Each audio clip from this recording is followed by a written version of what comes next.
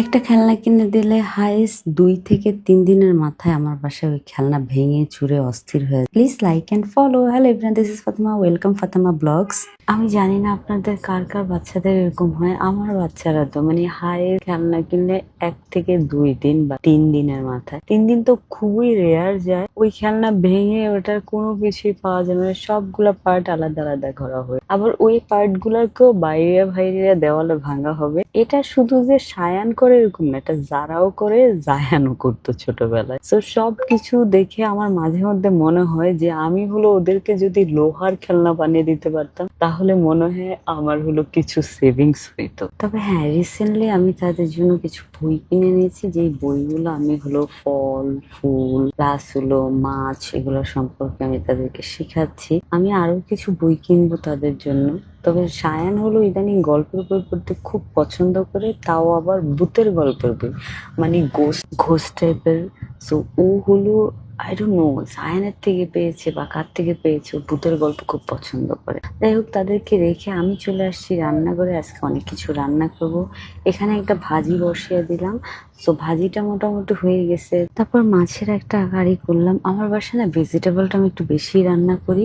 তবে আমার হাজব্যান্ড, আমি বেশি খাওয়া হয়, আর সায়ান যারা, যেহেতু সায়ানকে ব্লেন্ড করে খাবার খাওয়ানো হয়, তো সেই জন্য সায়ানের বেশি খাওয়া হয়। আর যারাও খায় মোটামুটি, তবে যারা বেশি পছন্দ চিংড়ি মাছ, ইলিশ মাছ, মুরগি, গরু মাংস যারা পছন্দ, কিন্তু অত পছন্দ না। তো এই যে যারাকে সবজি দিচ্ছি, সে খাবে আমার সাথে। আমার না ইদানিং বুঝছেন, আমার পার্টনার খাওয়ার যারা হয়ে গেছে। কারণ যারা ছাড়া এখন আর খেতেও ভালো লাগে না একা একা। যারা যেদিন খাবার খেয়ে ফেলে একা, ওদিন আমার একদমই খেতে ইচ্ছে করে না। আমি ওদিন সবচেয়ে কম খাবার খাই। তবে যারার সাথে বসে গল্প করে খাবার খাইতে খাইতে ওরে দেখা যায় একটু আমি খাওয়াই দেই, বা ও একটু খায়, বা আমি একটু কাটা বেছে দিলাম, তারপর ও খাইলো। ও কাটা বেছে খেতে পারে, কিন্তু প্রপার ওয়েতে এখনো পারে না। তো সেই জন্য আমি ট্রাই করে সবসময় কাটা বেছে দিই। যেমন এই যে চিংড়ি মাছ যারা খুবই পছন্দ, তো চিংড়ি মাছ উপরে ছিলকাটা ফেলে দিতে হয়, তারপরে সে আরাম করে খেতে পারে। তো তার সাথে আমি এই কাজগুলা করি, যে তাকে উপরে ছিলকাটা ছিলে দেই। সো সে খুব মজা করে খায়। যে দেখেন খাওয়ার সময় সে খুব